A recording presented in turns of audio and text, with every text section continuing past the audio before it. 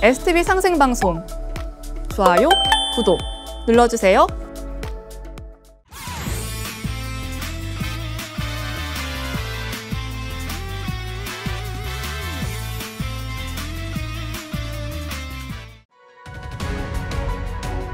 안녕하세요. 역설의 박덕규입니다. 오늘은 대표적인 독립운동가 윤봉길 의사의 생애와 사상을 살펴보는 시간을 갖도록 하겠습니다.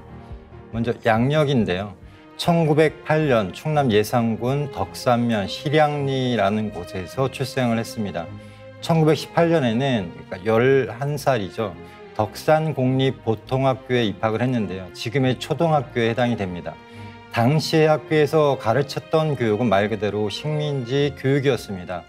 우리 말과 글을 쓰지 못하게 하고 우리 역사를 무시하거나 나쁘게 보는 대신 일본 역사를 우월하다고 심어줬습니다. 이때 소년 윤봉길의 가슴에는 사실은 많은 울분과 서름이 있었는데요.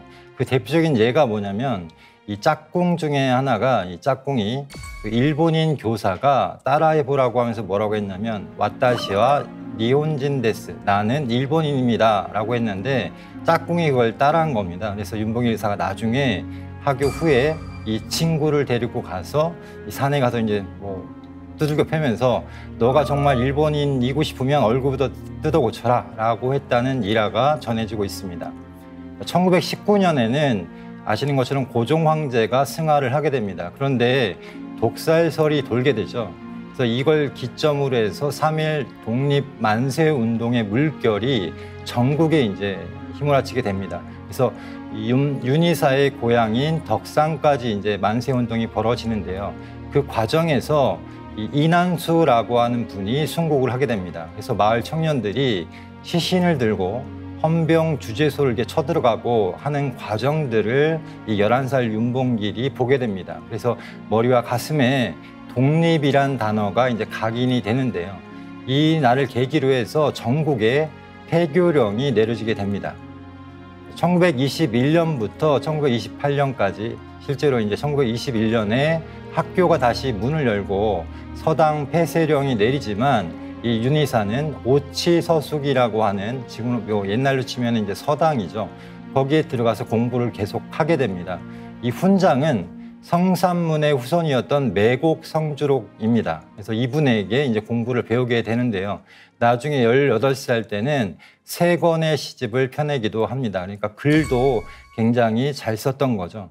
그래서 이 성삼문의 후손인 매곡 성주록의 영향을 많이 받게 되는데 이때 이제 생각나는 분이 이 단종 복위 운동에 앞장섰던 사육신 중에 한 명인 성삼문입니다. 그래서 이 분의 호가 매죽헌인데요. 윤봉길 의사의 호도 매헌입니다. 그래서 아마도 이 성삼문의 충절을 기리는 뜻에서 아마 매헌이라고 하는 호를 쓴 게 아닌가라고 생각이 됩니다. 또 하나의 이제 어떤 사건이 있었는데요. 이 개정민영환이라고 해서 굉장히 고위 관직에 있던 분이죠. 그런데 1905년 을사늑약에 반대를 하면서 집에서 자결을 했습니다. 그런데 그때 당시 이제 신문 사진인데요. 자결을 했는데 이 집에서 이 푸른 대나무가 솟아났습니다. 그래서 사람들이 굉장히 마치 선죽과 같이 기이한 것이다 해서 신문에도 보도가 되고 이걸 보려고 많은 사람들이 이제 구경을 오기도 했는데요. 이 충절의 또 표상이기도 합니다. 그래서 이 내용이 흥미롭게도 이 증산도 도전에 실려 있어서 한번 소개를 하려고 합니다. 그래서 민영환이 나라를 위하여 위롭게 죽었으므로 내가 혈죽을 내려 그의 충의를 표창하였느니라. 그러니까 그 나라 잃은 어떤 통탄에 대해서 이 죽음으로써 사실은 충절을 보였기 때문에 이 하늘에서도 이런 혈죽을 통해서 이 표창을 했던 게 아닌가라고 생각이 됩니다. 1922년이 되면요, 이 윤봉길은 당시에 내포 홍성 전투에 참가했던 배성선이라는 분의 따님인 배용순과 결혼을 하게 됩니다. 이를 통해서 동학이라고 하는 새로운 그런 사상에 접어들게 되는데요. 이 배성선이라는 분은 홍성 전투에 참가를 했다가 구사 일생으로 살아남았습니다. 그래서 장인으로부터 많은 이야기를 들으면서 어떤 동학의 사상이 이 어떤 매운 윤봉길의 진취성에 작용이 돼서 심취하게 됩니다. 실제로 결혼을 하고 난 다음에 윤봉길 의사는 새벽에 일어나서 동문 옆 우물가에 짚을 깐 후에 정화수를 상위에 올려놓고 매일같이 동쪽을 향해 절하고 이 주문 시천주주를 낭송을 했다고 합니다. 저도 윤봉길 기념관에 갔을 때 이 내용을 보고 굉장히 감동을 받았는데요. 당시 어떤 청년 윤봉길의 사상에 가장 큰 영향을 끼친 게 바로 이 동학이 아닌가. 그렇기 때문에 매일같이 청수를 모시고 시천주주를 읽었던 게 아닌가라고 생각이 됩니다. 청주에서 이 손병희 선생의 비서 역할을 했던 분의 따님을 본 적이 있어요. 지금 이제 완전히 할머니인데 이분이 이제 증언해 준 게 뭐냐면 자기가 어렸을 때 보면은 아버지도 그렇고 오빠도 그렇고 뭐 늘 어떤 방 안에서 예를 들면은 뭐 청수를 떠놓고 뭐 시천주주를 읽었다 하면서 시천주주를 이렇게 따라 이렇게 읽어 보이기도 하더라고요. 그러니까 당시의 동학도들은 사실은 이 시천주주를 늘 아침 저녁으로 이렇게 주송을 하면서 수행을 했다는 걸 알 수가 있습니다. 자, 홍주성 전투를 잠깐 보겠습니다. 1906년인데요. 그러니까 을사늑약 다음 해에 의병들이 일어나게 됩니다. 그래서 이 홍주성 전투가 어떤 의병 전쟁의 그런 가장 큰 분기점이 됩니다. 그래서 이 홍주성 패배 소식이 전해지면서 이 기세가 이제 뭐 완전히 꺾이게 돼가지고요. 이 전라도에서 전봉준이 체포가 되고 또 동학도들은 뭐 달아나고 하면서 이 학살이 벌어지게 됩니다. 그래서 태안에서 학살된 자가 7,000명, 홍주 기타 지역 전사 혹은 학살된 자를 합치면 충남 일대에서만 약 7만 명이 희생이 되는 어마어마한 그런 피해를 입게 됩니다. 사실 이 홍주성 전투가 큰 분기점이 된 것이고요. 이 홍주성 전투를 이끌었던 분이 누구냐면 의병장 민종식이라는 분입니다. 그런데 이분이 이제 광무한제라고 하죠. 지금의 고종, 예전에 고종인데요.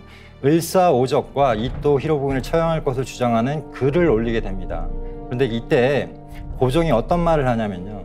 의병이 이미 수위의 명분이 있으니 억지로 멸해서는 아니 된다라고 합니다. 그러니까 의를 지키려고 하는 명분이 있으니까 억지로 멸하지 마라라고 하는 것은 뭐냐면 이 의병의 운동을 탄압하지 말 것을 이제 지시한 것이 아니냐라고 보고 있습니다. 우리가 알기로 이제 고종 황제는 이게 좀 뭐랄까요 무력하게 어떤 일본의 그 힘에 이제 굴복을 한 것처럼 알고 있는데 실제로는 그렇지 않았다는 것을 보여주는 이제 사례 중에 하나에서 소개를 합니다.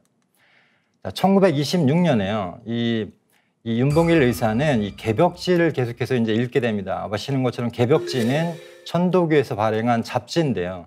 당시에 그 시내 사는, 읍내에 사는 친구 중에 조금 잘 사는 집안의 친구가 있었나 봐요. 그래서 이 친구가 구독을 하고 있는 개벽지를 뭐 계속 빨리 읽으라고 닥달을 해서 자기가 책을 가지고 와서 계속 이제 탐독을 했다라고 합니다. 그런데 1926년 6월호를 보면요. 이 빼앗긴들에도 봄은 오는가라고 해서 이상하의 시가 나옵니다. 이 시를 읽고 큰 영향을 받았다고 합니다. 자, 이 개벽지에 대해서 조금 설명을 드릴 텐데요. 1920년 천도교 청년회에서 신문화 운동을 하기 위해서도 조선인의 계몽을 위해서 창간한 월간 잡지입니다. 그래서 이 창간 이유에 대해서 세계의 사상을 소개함으로써 민족 자규주의를 고취하고 천도교 사상과 민족 사상의 양양, 사회기조와 뭐 과학문명 소개 등을 해서 쉽게 얘기하면 신문화 운동의 어떤 그런 세계의 흐름이나 정세나 그런 것들을 이 개벽지를 통해서 많은 영향을 받았다라는 걸 알 수가 있습니다. 1926년에 이제 폐간이 되는데요. 강제히 폐간이 됩니다. 자, 그 다음에 1926년에요. 같은 해에 굉장히 충격적인 사건을 겪게 됩니다. 그게 바로 이제 묘표 사건이라는 건데요. 뭐 글을 읽을 줄 모르는 동네의 한 청년이 자기 아버지 무덤을 못 찾겠다. 글을 못 읽어서라고 해서 이제 뭐 내가 뭐 읽어줄 테니까 한번 얘기를 해봐라 라고 했는데 이 청년이요. 이 여러 묘지가 있는데 묘 앞에 다 이렇게 묘표가 다 세워져 있는데 그걸 다 뽑아온 거예요. 뽑아오고 나서 이 중에서 어느 게 저희 아버지입니까? 라고 하니까 윤봉길 의사가 보고서 설명을 해주다가 그런데 이게 어떻게 된 일이냐? 이 묘표를 다 표식을 하고 뽑아왔느냐 했더니 그런 걸 이제 모르는 거죠. 그러니까 다 덩달아서 이제 다른 무덤까지 이 묘표를 다 뽑아왔기 때문에 쉽게 얘기하면 주인을 다 이제 잃어버리게 된 겁니다. 그래서 이 청년은 정말 슬피 울고 윤봉길 의사는 굉장히 충격을 받게 됩니다. 그러면서 이제 어떤 생각을 하냐면 아, 무지가 제로구나. 한 사람의 무지는 무덤을 잃게 했지만 민족의 무지는 나라를 잃게 했다. 일제의 탄압과 수탈보다 더 무서운 적이 무지라는 것을 깨닫게 됩니다. 그래서 가장 시급한 것이 문맹 퇴치 운동이다라고 이렇게 생각을 하게 됩니다. 그래서 이 야학을 개설을 합니다. 그래서 오치서숙 동기들과 함께 사랑방에 야학을 개설을 해서 우리가 먹고 살려면 나라를 되찾아야 된다. 나라를 찾으면 가난도 극복할 수 있다라고 해서 한국의 역사, 산수, 과학, 농사 지식 등을 가르칩니다. 한마디로 이제 농촌 계몽 운동을 벌이게 되는데요. 이 야학에서 사실은 이제 나중에 아내가 되는 분을 만나기도 했다라고 합니다. 그래서 실제로 윤 의사가 직접 쓰신 그런 역사 책도 제가 이제 본 적이 있는데 한반도 지도를 그리고 이제 역사에 대해서 이렇게 설명하는 그런 책도 직접 펴내기도 했습니다. 그래서 농촌 계몽 운동은 크게 보면은 세 가지 방향으로 진행을 했습니다. 첫 번째는 야학이고요. 두 번째는 가난을 몰아내는 부흥 운동을 했고, 세 번째는 국민이 단결할 수 있는 원래 강연회라든지 여러 가지 활동들을 했습니다. 그래서 여기에서 이제 조직된 게 바로 이제 월진회라고 하는 조직이고요. 여러 가지를 했는데 순회 제도를 권장하고 공동 구매 사업을 하고 체육대회도 하고 또 운동장을 만들기도 하고 그래서 정말 많은 활동들을 했습니다. 그런데 이 1929년에요. 부흥회 설립 기념회를 하면서 쉽게 얘기하면 학예를 하게 됩니다. 그래서 학예에서 토끼와 여우라고 하는 연극 공연을 했는데요. 이 내용이 사실은 이 근대화를 내세워서 수탈을 일삼는 일제의 만행을 비판하는 내용입니다. 그러다 보니까 이 헌병 주재소에 끌려가게 되고 고문을 당하게 됩니다. 그러면서 이제 요주의 인물로 낙인을 찍히고 활동이 이제 탄압이 되는 거죠. 한마디로 활동이 이제 중단되는 그런 사건이 벌어지게 됩니다. 자, 이때 또 어떤 일이 벌어지냐면요. 11월 3일에 광주 항일 학생 운동이 시작이 됩니다.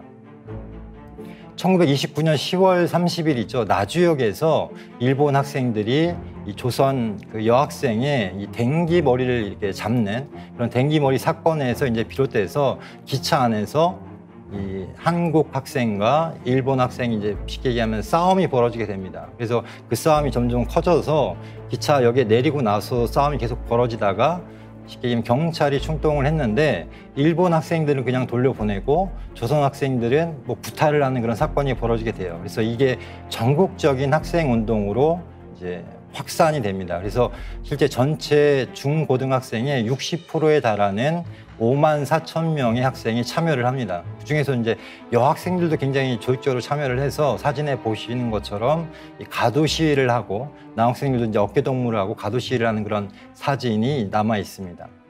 이 사건을 보면서 이 윤봉길은 그 원수를 갚아야 되겠다, 독립운동을 해야겠다라고 하는 결심을 하고 중국으로 망명을 하는 직접적인 계기가 됩니다. 당시에 일본인들이 조선인들에게 주로 했던 말이 뭐냐면 우리는 1등 국민이고 1등 국민인 일본인한테 2등 국민인 니들이 왜 대드냐라고 하는 그런 이야기를 했고 그런 어떤 생각을 가지고 행동을 했기 때문에 당연히 굉장히 차별적인 상황에서 그게 쌓이고 그런 과정이 됐던 거죠.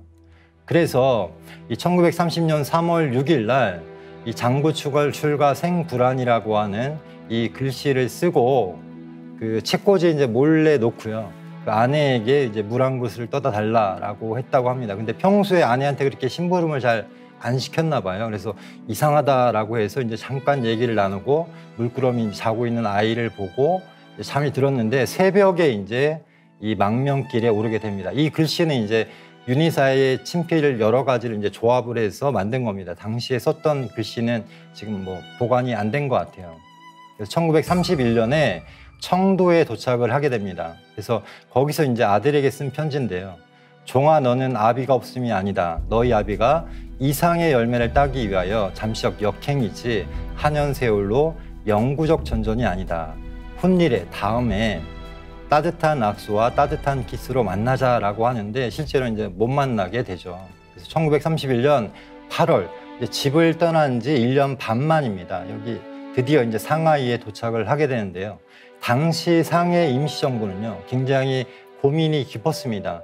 1919년 상해 임시정부가 설립이 되고 난 후에 약 13년 동안을 이 독립운동이 교착 상태에 빠졌습니다. 그리고 내부도 이제 좌파와 우파 그리고 외교파와 뭐 무장 독립파 해서 분열이 된 상황이었고 독립은 점점 이제 요원해 보이는 거죠. 그래서 굉장히 어려운 상황이었고 당시에 김구 선생 혼자 이 임시정부를 지키다시피 했는데 오죽하면 이제 뭐 돈이 자금이 없으니까요. 이 교포들 집을 전전하면서 쉽게 얘기하면 남는 밥을 구해서 이제 먹고 하는 그런 굉장히 어려운 상황 속이었습니다. 그러다가 이 1932년에 일제가 일본 왕의 그 생일을 기념하는 천장실 기념식이 있을 것을 공표를 합니다. 그런데 이 행사장에 들어오려면 허용된 휴대용 물품이 일장기와 물통, 도시락밖에 없었습니다. 그래서 이제 윤 이사가 이 물통과 도시락 폭탄을 하게 된 이유가 이 허용된 휴대용 물품 속에 이제 있기 때문에 이걸 통해서 하게 됩니다. 그래서 이 1932년 이제 의거 바로 직전입니다. 4월 26일 날 이 김구 선생이 창립한 한인애국단에 가입을 합니다. 이 당시 이제 대화가 이런 건데요. 중일 전쟁이 끝나고 마땅히 죽을 자리를 구할 수 없습니다. 이봉창 의사와 같은 일로 써주십시오. 그 직전에 이 한인애국단에 가입을 했던 이봉창 의사가 도쿄에 그 일왕이 거주하는 그 궁 앞에서 폭탄을 터뜨렸다가 뭐 사실은 좀 미수에 그치고 마는데요. 하여튼 굉장히 뭐 어떻게 보면 적국의 항복판에서 그것도 일왕을 겨냥한 그런 의거였기 때문에 굉장히 큰 화제가 됐습니다. 그래서 이 김구 선생이 한 말이 뭐냐면 군은 일생의 대목적을 이날에 달성해 봄이 어떠하오 했던 이제 흔쾌히 수락을 하고 가입 선언문을 쓰게 됩니다. 그건 직접 이제 윤봉길 의사가 친필로 쓴 건데요. 선서문에서 나는 적성으로서 조국의 독립과 자유를 회복하기 위하여 한인 애국단의 일원이 되어 중국을 침략하는 적의 장교를 도륙하기로 맹세하나이다. 대한민국 14년 4월 16일 선서인 윤봉길 한인 애국단 앞이라고 해서 이제 기념 촬영을 하게 됩니다. 그리고 이제 김구 선생이 부탁을 하나 합니다. 뭐냐면 이력서를 써달라라고 해서 윤봉길 의사가 2시간 반에 걸쳐서 이제 이력서를 작성을 하는데요. 가족사항을 적을 때 유족이라고 적습니다. 그러니까 자신이 이제 지금 순국을 할 것을 미리 다 뭐 결심을 하고 유족이라고 해서 이제 자 해가지고 이제 가족사항을 적었습니다. 그러고 나서 이제 거사 이틀 전이죠. 숙소에서 유서를 쓰게 됩니다. 그래서 먼저 2 아들에게 썼는데요. 너희도 만일 피가 있고 뼈가 있다면 반드시 조선을 위하여 용감한 투사가 되어라. 태극의 깃발을 높이 드날리고 나의 빈 무덤 앞에 찾아와 한 잔 술을 부어놓으라. 그리고 너희들은 아비 없음을 슬퍼하지 말아라 라고 하는 유서를 남기게 됩니다. 자, 드디어 이제 거삿날이 됐습니다. 거삿날 이제 이 김구 선생의 회고록에 나와 있는 내용입니다. 윤구는 자기 시계를 꺼내주며 이 시계는 어제 선서식 후에 6원을 주고 산 시계인데 선생님 시계는 2원짜리니 저하고 바꿉시다. 제 시계는 앞으로 1시간밖에는 쓸 데가 없으니까요 하기에 나도 기념으로 윤군의 시계를 받고 내 시계를 윤군에게 주었습니다. 라고 해서 김구 선생과 윤봉길 의사의 시계가 서로 이제 교환이 되는 그런 뭐 이제 지금도 이제 그 시계가 남아 있습니다. 그래서 윤봉길 의사는 정말 이 뭐 1시간밖에 남지 않은 그 시간 동안의 어떤 시계, 그러니까 뭐 굉장히 상징적인 의미가 있지 않나라고 생각이 됩니다. 그래서 식장을 향하여 떠난 길에 윤군은 자동차에 앉아서 그가 가졌던 돈을 꺼내어 내게 주었습니다. 왜 돈은 좀 가지면 어떻소 하고 묻는 말에 윤군이 자동차 값 주고도 5, 6원은 남아요 할 즈음에 자동차가 움직였습니다. 나는 목매인 소리로 후일 지하에서 만납시다 하였더니 윤군은 차창으로 고개를 내밀어 나를 향해 머리를 숙였습니다. 그런데 이 윤 이사가요, 뭐 일기나 편지를 보면은 굉장히 뭐랄까요, 낙천적이고 굉장히 뭐랄까 심지가 굳은 분이에요. 보면은 뭐 최후의 순간까지도 흐트러짐이 없었고 또 자신의 어떤 의거를 너무나 이상의 실현이라고 표현할 정도로 굉장히 정말 말 그대로 독립운동의 뭐 표상이라고 이렇게 볼 수 있는 그런 분인 것 같습니다. 그래서 이제 이 홍구공원에서 이제 의거를 하게 되는데요. 당시 상황이 보면은 단상이 있고요. 앞에서는 이제 쉽게 얘기하면 만주를 침략했던 그런 일본 군대가 사열을 했고 사열이 끝난 뒤에 이제 쭉 이제 서 있을 거 아닙니까? 그리고 그 단상 뒤에는 헌병들이 이제 기마대와 헌병들이 쭉 서 있는데 그 군중의 틈에서 이제 윤무길 일사가 있다가 당시 상황에서 갑자기 이제 스피커가 좀 고장이 나서 삑 소리가 났대요. 그래서 그쪽으로 시선이 돌려진 틈을 타서 약 18m 정도를 달려가서 거기서 이제 폭탄을 던진 겁니다. 체포된 후 조서에 나옵니다. 상황을 보니 도저히 2개를 던질 여유가 없었다. 물통 모양 폭탄에 끈이 있어서 던지기 쉽다고 생각하여 도시락 상자 폭탄은 땅에 내려놓고 물통 모양의 폭탄을 던진 것이다. 예, 물통 모양의 폭탄을 이제 던진 거죠. 원래는 2개를 다 던지려고 했는데 그게 안 돼서 물통 모양의 폭탄을 던졌다라고 돼 있는데 뭐 얘기로는 하나는 의거용, 하나는 자결용이라고 했는데 윤희사는 뭐 그걸 생각 안 한 것 같아요. 그냥 2개 다를 던지고 싶었는데 당시 상황에서는 이 물통 폭탄을 던지는 것이 더 낫다고 생각을 해서 이제 던진 것으로 보입니다. 자, 이 사진은요, 윤봉길 일사가 수감됐을 때 이 기록 카드입니다. 그래서 뭐 사진과 이제 뭐 친필 그런 내용이 있고요. 이 오른쪽에 있는 것은 판결문입니다. 이 군법회의에 이 회부가 돼서 이렇게 판결을 했습니다. 살인 및 살인 미수, 폭발물 취체 및 취체 벌칙 위반 피고 사건에 대하여 당 군법회의는 검찰관, 육군 법무관, 미호시 관여로 심리를 맞춰 다음과 같이 판결한다. 주문 피고인 윤봉길을 사형에 처한다. 라고 해서 1932년 5월 25일 군법회의 재판장 등 해서 이제 나와 있습니다. 그래서 이 내용을 읽으면서 저도 모르게 좀 가슴이 철렁하는 그런 느낌이 났는데요. 이 윤 의사는 뭐 일본으로 이제 쉽게 얘기하면 송환을 하게 됩니다. 처음에 내렸던 곳이 오사카였고요. 오사카에서 다시 이 가나자라고 하는 육군 구금소로 이감이 됩니다. 그런데 이 가나자 육군 그 부대는 이 윤봉길 의거를 통해서 이제 희생됐던 사령관의 부대입니다. 그래서 의도적으로 사실은 이쪽으로 이제 이감을 한 것이 아니냐라고 보입니다. 그래서 1932년 5월 28일 날 군법회의에서 사형을 선고받고 11월 18일 날 오사카로 후송이 됐다가 20일에 오사카 육군 형무소에 수감이 됩니다. 그리고 12월 18일 가나자와 육군 구금소로 이감이 되었습니다. 구금된 다음 날 이제 사형을 당하게 됩니다. 그래서 가나자와 육군 작업장에서 순국을 했는데요. 왼쪽이 이제 그 총살을 하기 직전에 십자 형태의 나무 틀에 팔을 묶고 눈을 이제 감기는 그런 사진입니다. 그리고 오른쪽은 이제 순국 직전의 모습인데요.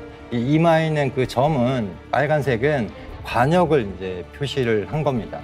자, 이 당시의 상황을 봤던 사람이 이런 증언을 했습니다. 총살 집행의 뜻을 통고받자 형틀까지 20여 미터를 당당하게 걸어가며 무슨 연불 같은 것을 외우고는 눈 가리개는 필요 없다고 거부했다. 자, 이 연불 같은 것을 외우고는이라는 말을 제가 듣고 야, 이건 분명히 시천주 같다라고 생각을 했는데요. 실제로 주영채라고 해서 동학농민혁명 유족회장이 이런 얘기를 했습니다. 아마도 그가 외운 것은 연불이 아니라 시천주 주문이었을 것이다. 동학도들이 당시에 정말 매일 아침 저녁으로 읽었던 그런 시천주를 윤희사는 마지막 순간에 그 20여 미터의 짧은 거리를 걸으면서 시천주를 읽은 게 아닌가라고 생각이 됩니다. 이 동학이 어떤 것이었냐면요. 이 이토 히로부미는 조선의 정신까지 먹으려면 동학쟁이들이 종자를 없애야 한다 하면서 1894년 7월에 한양부터 3개 대대를 이끌고 말 그대로 학살을 하면서 내려갑니다. 그래서 결혼도 하지 않은 18, 19, 20살 청년들이 죽고 방치가 돼서 새와 짐승이 밥이 되고 거름이 됐다라고 하는 이야기가 전해집니다. 당시에 이 조선의 민족 정신이죠. 그래서 최근에 이제 영화 파묘에도 나온 무라야마 지준이라고 하는 사람이 쓴 책에 보면은 조선의 유사 종교라고 해서 이 지도에 천도교, 동학이 이제 나중에 천도교가 되고요. 그다음에 보화가 또 이제 보청교가 나중에 되게 됩니다. 그래서 이 증산도의 전신인 보청교, 그래서 뭐 검은색은 보청교, 빨간색은 천도교 해서 이 조선의 민족 정신을 식민 통치에 방해가 되기 때문에 없애야 할 유사 종교, 지금 말로 하면 사이비 종교로 이게 규정을 하면서, 원래 동학이나 보화는요, 이 종교가 아니라 정신이고 도죠. 그런데 그것을 종교의 범주로 나누고 그것도 사이비 종교로 해서 없애야 한다라고 이렇게 썼던 겁니다. 그래서 이 조선의 유사 종교가 나온 해에 이 보청교가 이제 무너지기 시작합니다. 자, 1946년 이제 광복이 되고 난 후에 이 윤희사의 유해 발굴 사업이 진행이 됩니다. 그래서 광복 이후에 김구 선생이 제일 먼저 한 일이 뭐냐면 이 박열, 이강훈 이 사람에게 윤봉길, 이봉창, 백정기 의사의 유해 발굴을 부탁을 하게 됩니다. 그래서 유해 발굴단이 실제 이 윤희사의 그 시신이 묻힌 곳을 찾아내서 발굴을 하게 되는데, 충격적인 건 이 작업장이라고 아까 말씀을 드렸는데, 요 위에 올라가는 여기가 이제 좁은 길이고요. 그 위에 계단이, 돌계단이 조금 있고, 그 위에 뭐가 있냐면 화장실이 있습니다. 그 뒤에 이제 소각장이 있고요. 그래서 소각장에서 이 걸어가는 길목에 윤희사를 일부러 이 밟고 다니라고 이렇게 묻어 놓은 것입니다. 그래서 이 유해를 발굴을 해서 이제 그 본고로 송환을 하고, 오른쪽 사진은 이 세 분의 이 삼의사죠. 이 세 분의 유해를 송환한 그 뭐라고 할까요? 마중을 나온 그런 시민들, 학생들의 모습입니다. 자, 윤희사가 해낸 일이 뭐냐라고 했을 때, 그 장제스, 당시에 이제 중국 지도자죠. 이 사람이 이런 얘기를 했습니다. 장렬천추다. 사억 중국인이 해내지 못한 일을 한국인 한 사람이 해냈다라고 해서 크게 감동을 받고요. 김구 선생을 만난 자리에서 김구 선생에게 무엇을 도와주면 되겠냐라고 했을 때, 당시에 사실은 궁자금을 지원을 하겠다라고 했는데, 김구 선생은 돈은 필요 없고 지금 군대를 만들 수 있도록 도와달라라고 해서 흔쾌히 이제 수락을 해서 이 광복군을 결성을 하게 됩니다. 대한민국 임시정부의 정규군으로 광복군이 창설되게 되는데요. 물론 장제스가 도왔지만 실제로는 윤희사의 의거를 통해서 이것이 성립이 되게 된 것입니다. 두 번째로는 한국 독립에 결정적인 기여를 했습니다. 그래서 이 카이로 선언이라고 해서 영국, 미국, 중국이라고 하는 이제 2차 대전의 이제 승전국이죠. 세 강대국이 이 전쟁이 끝나기 직전에 모여서 이 회담을 하게 됩니다. 그때 한국민이 노예적인 상태에 놓였음을 상기하면서 한국을 적당한 시기에 자유롭고 독립적인 국가로 만들 것을 굳게 다짐한다라고 하는 이 선언문을 이렇게 넣게 됩니다. 그런데 자, 당시에 미국과 영국은요, 이 한국의 독립 선언을 이것을 이제 선언문에 넣는 것을 크게 이렇게 찬성하진 않았어요. 근데 중국 장제스가 실제로 이 선언을 반드시 넣어야 된다라고 해서 이 윤봉길 의거에 감명받은 장제스의 한국 독립 보장 요청이라고 해서 스트레스라고 돼 있잖아요. 이것은 당시 장제스의 비서 역할을 했던 사람이 남긴 문건에 나온 내용입니다. 그래서 이 미국과 영국을 설득을 해서 이 한국의 독립을 보장하는 문안을 그 선언문에 넣게 하는데 결정적인 이제 기여를 했던 겁니다. 자, 이 내용이요, 사실은 또 증산도 도전에 나옵니다. 그래서 이 중국 인민이 부흥하여야 우리도 이어서 부흥하게 되리라. 중국이 오랫동안 조선의 조공을 받아왔으니 이뒤로 25년 만이면 중국으로부터 보온신이 넘어오리라 라고 하셨는데, 이 25년이 뭐냐면요, 윤희사가 태어난 게 1908년이고 25년 만이면 1932년인 거죠. 그래서 이 윤희사의 의거가 이 독립하게 되는, 우리가 독립을 보장받게 되는 그런 결정적인 계기가 되었다라는 것이고요. 또 하나 이제 흥미로운 건 뭐냐면, 일본이 무조건 항복을 할 때 미 해군의 미주리호에서 이 항복선언을 하게 됩니다. 그런데 그 대표가, 일본 대표가 누구냐면 시게미스 마모루라고 하는 외무상입니다. 그런데 이 사람이 보시면은 지팡이를 짚고 있죠. 근데 제가 이 영상, 기록 영상에서 찾은 건데요, 이 자막, 그러니까 아나운서가 이제 멘트를 하는 것을 자막을 보니까 어떤 내용이냐면, 수년 전 상하이에서 한국 애국지사에 의해 부상을 입고 의족으로 걷는 일본 항공 내각의 시게미스 마모루 외무상이라고 소개를 합니다. 그래서 윤희사의 의거가 당시에 미군도 알고 있을 정도로, 연합군도 알고 있을 정도로 굉장히 큰 사건이었다라는 것을 이제 알 수가 있습니다. 네. 오늘은 윤봉길 의사의 생애와 사상 그리고 의거에 대해서 그리고 그 영향과 결과에 대해서 알아보는 시간을 가졌습니다. 감사합니다.